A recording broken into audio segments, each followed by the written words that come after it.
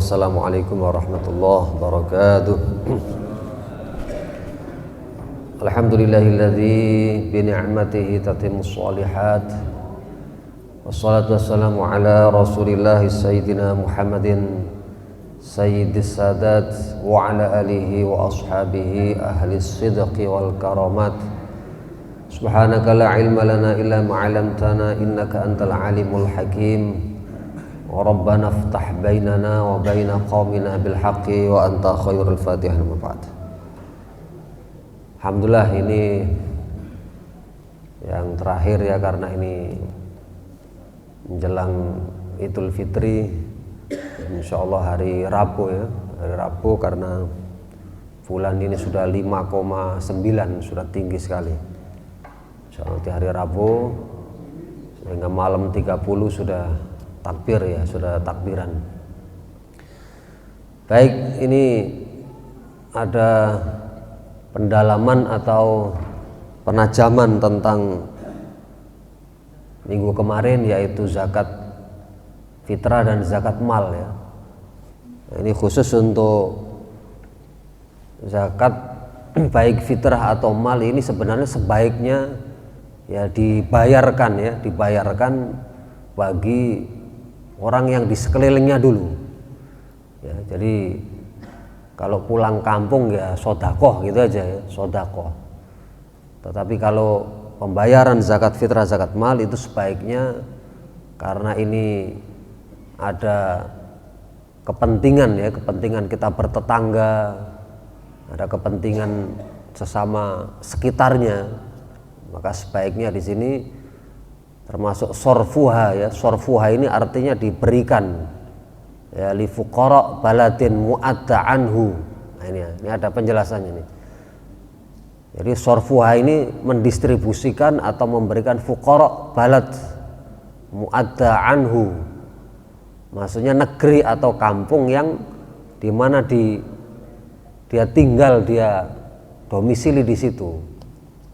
Nah, ini ya anjuran supaya sekelilingnya itu, kecuali kalau misalnya sudah cukup ya, jadi fakir miskin sudah cukup, kemudian yang lain-lain, dan ini tidak ada pembagian seper-sepernya ya, karena kalau 8 asnaf itu memang ya tidak dijelaskan berapa fakir seperberapa, miskin seberapa.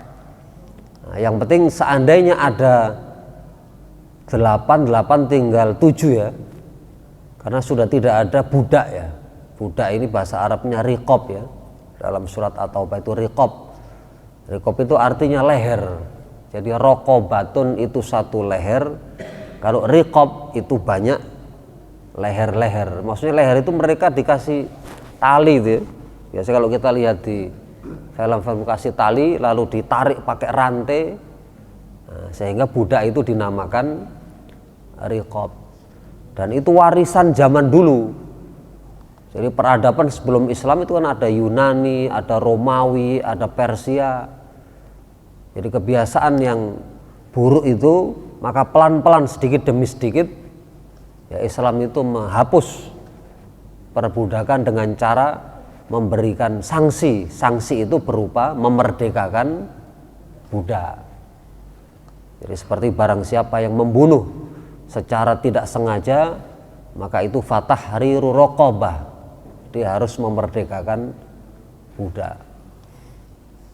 Nah, jadi pelan-pelan kemudian sampai sekarang sudah akhirnya tidak ada perbudakan itu ya. Yang ada adalah pudak ya. Pudak itu makanan dari Gresik ini, Pak Mustaqim tahu ini, Pak Musta'in ini. Nah, sehingga itu satu asnaf, satu golongan itu sudah tidak ada, kecuali nanti kalau terjadi perang dunia ketiga misalnya ya. Nah, ini kan tidak tahu kita, jangan-jangan ada perang dunia lagi, maka itu nanti status budak itu muncul lagi, sehingga ayat-ayat tentang perbudakan itu nanti bisa berlaku kembali. Nah, gitu. Sehingga kadang-kadang kita, kok ayatnya kita baca ini mana orangnya nih Pak Ustaz? Jadi jangan menganggap pembantu rumah tangga itu, bukan. Karena kalau sudah budak ini sudah dijual di pasar-pasar, lalu yang laki-laki disuruh untuk ya bekerja, ya, yang perempuan bahkan seperti suami istri kalau sudah dibeli di pasar itu seperti suami istri. Makanya di dalam ayat Al-Quran itu kan illa ala azwajihim au ma malakat aimanuhum.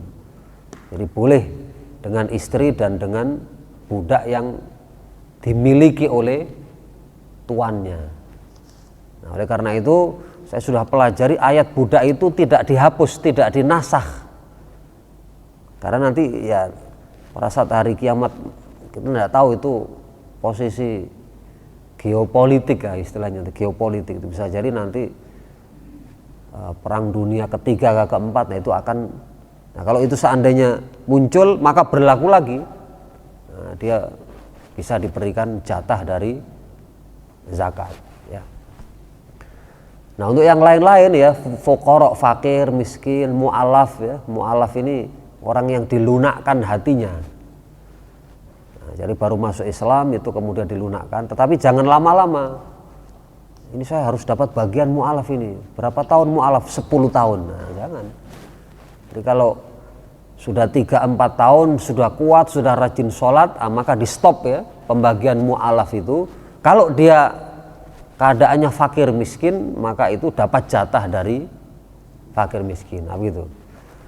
Kemudian gharim itu orang yang berhutang ya, hutang yang kira-kira membuat dia tidak bisa untuk berkutik itu, sehingga seperti pinjol itu ya. Pinjol ini kan tambah benjol semua ini ya. Nah, jadi sebaiknya janganlah, karena ini dia terlambat sedikit dinaikkan lagi. Nah, itu namanya riba nasi'ah ya. Riba nasi'ah itu betul-betul ya menzolimi orang ya. Kadang-kadang iklannya itu seolah-olah bagus, tapi kalau sudah tercekik pinjaman seperti itu akhirnya tidak bisa bayar, dinaikkan lagi ya. Makanya banyak ada juga yang bunuh diri gara-gara pinjol ini. Ada fatwa MUI saya kemarin di Jakarta itu kan ya, hukumnya adalah haram ya meminjam kepada pinjaman online. Nah kalau jual beli online, nah itu boleh-boleh saja ya, jual beli online itu sistemnya sistem pesanan, namanya salam ya, salam. Jadi salam itu barangnya sudah disifati sekian-sekian, nanti saya model ini, jenisnya ini. Nah, jadi uangnya sudah ada tetapi barangnya belum diterima. Nah, itu namanya jual beli salam. Kalau yang di depan rumah kita tanam-tanam itu namanya daun. Nah, itu. Nah, jadi harus kita tahu kok jual beli model bagaimana belum. Nah, jadi harus disifati dulu, tapi jangan sampai ada penipuan ya. Kadang-kadang itu tipu-tipu kan ada juga itu ya, model penipuan. Nah, selama itu dia aman dari penipuan, maka jual beli online itu diperbolehkan. Nah, kalau bisa dia transfer dulu atau dia nanti bayar di tempat ya, namanya COD itu. Nah, jadi itu. Kalau untuk online nikah online, nah itu harus kita perhitungkan ya. Di NTB itu ada nikah online. Nah sebaiknya kalau memang itu tidak bisa hadir di dua tempat, ya itu bisa diwakilkan saja. Jadi taukil namanya. Jadi misalnya walinya dia tidak bisa hadir. Nah, misalnya Daeng di Makassar, gimana Daeng tidak bisa hadir, ini anaknya menikah. Dede gimana Jimmy, ini tiket mahal ki, nah gitu. Nah itu jangan online, itu ribet itu. Jadi diwakilkan saja, saya wakilkan kewajiban saya kepada Ustadz Damanhuri.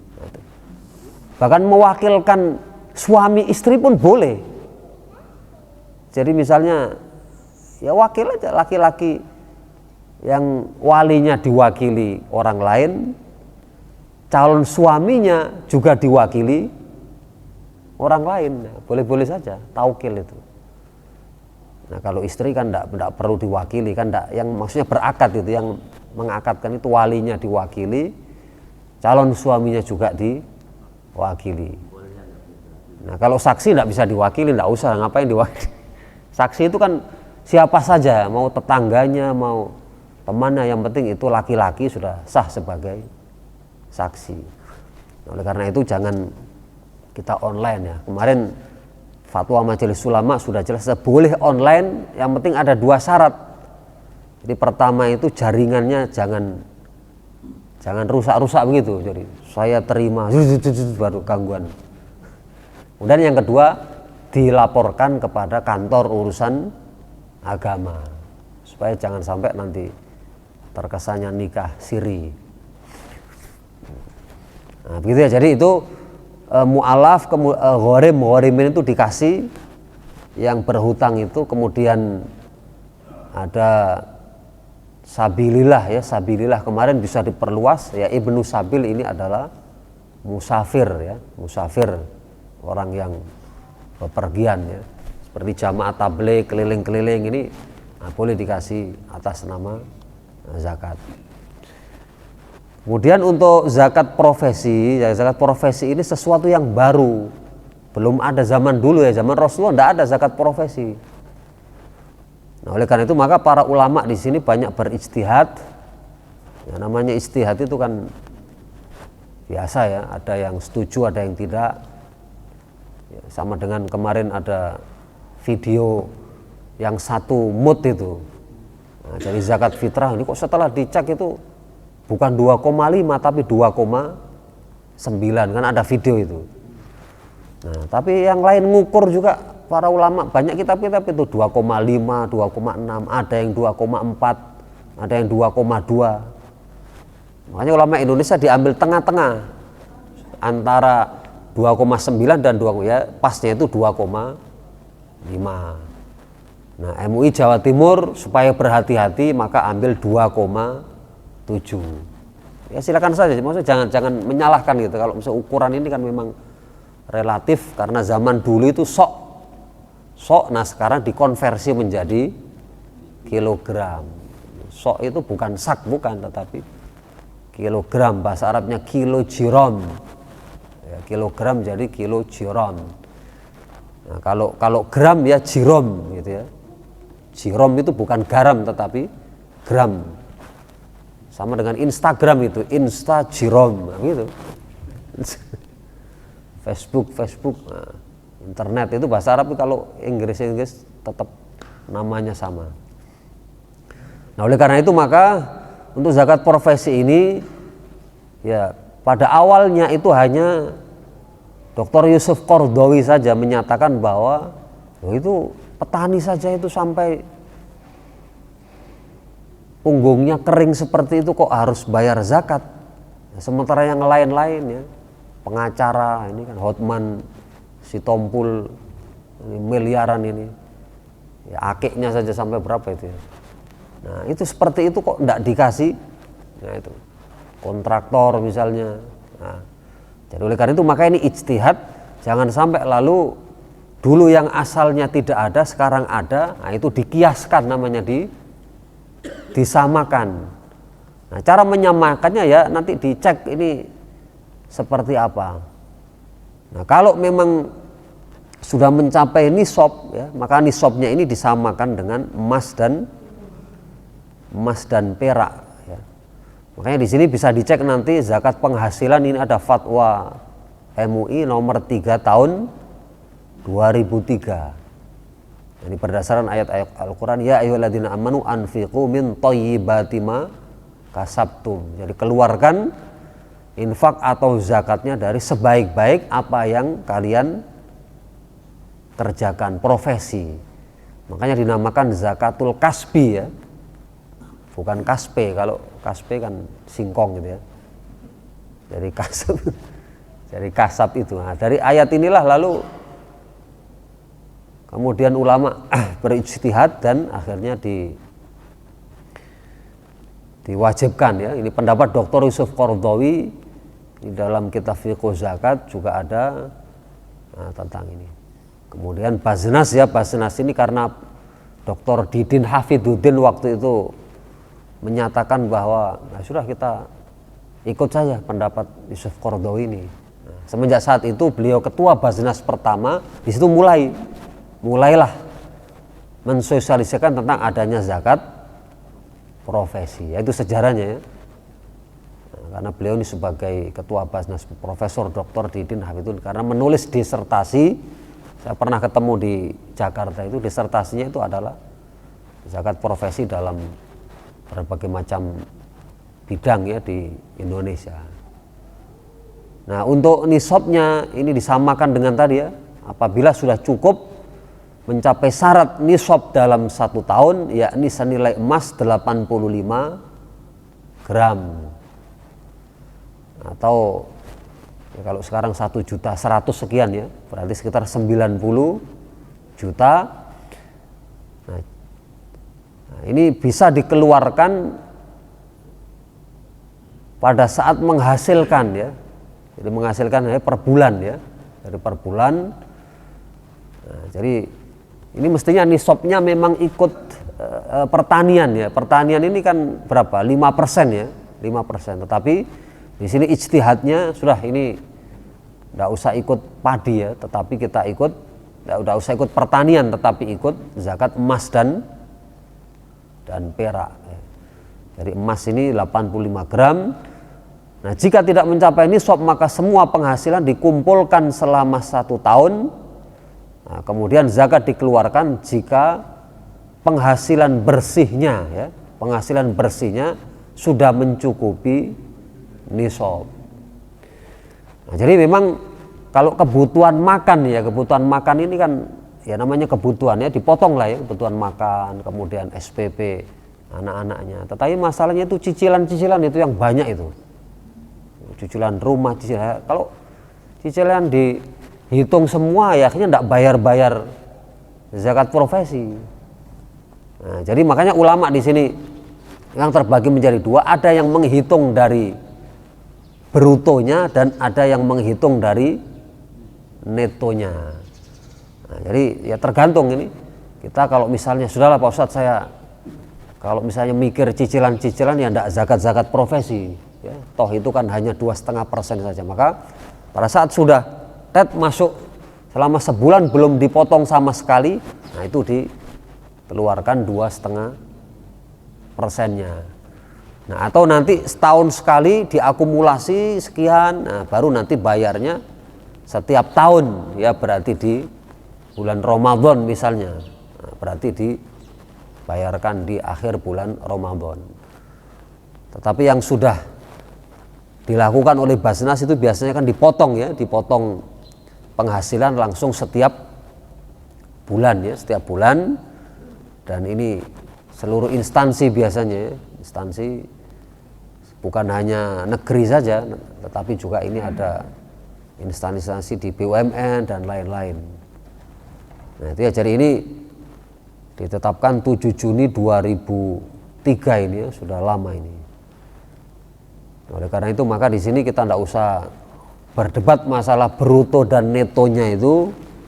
Kalau memang kita itu serak, sudah Pak Ustadz saya penghasilan kotor saja, nah, sudah langsung misalnya 12 juta kalau misalnya setahun ya berapa, karena kalau sudah mencapai nisabnya 85 gram berarti 12 kali berapa itu kan 85 gram berarti total 90 juta ya, 90 juta 12 kali 12, nah berarti sudah di atas 100 juta, jadi sudah mencapai nisab.